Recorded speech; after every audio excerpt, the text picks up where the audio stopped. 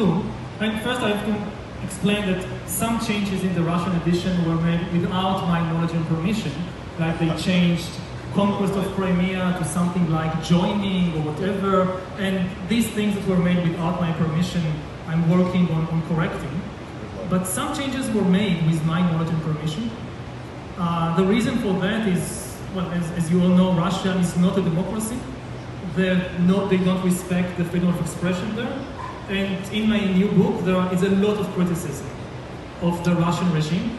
And I was told that really, they won't allow to publish and distribute this book.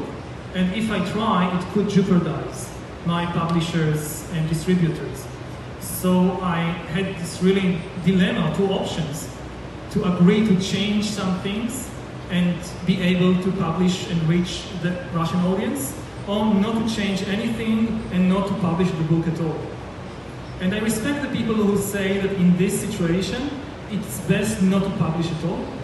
But I think it's an extreme and somewhat unhelpful position, because actually this is what the Russian regime wants more than anything else, that such books will not be published at all.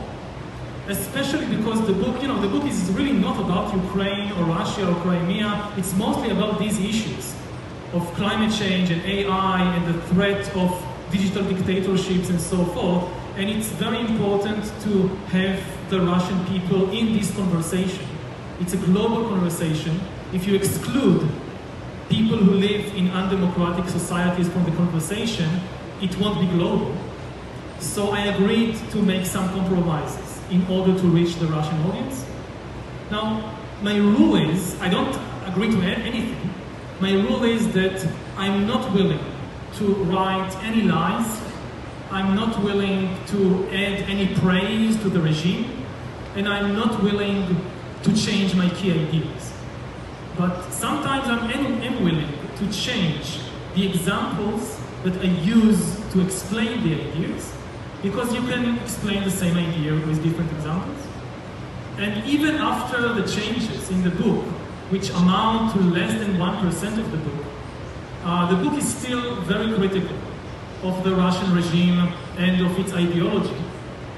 And for me, this was the most important thing. Now, again, some people may not agree, and I agree, it's a difficult dilemma. It's a choice between two bad options.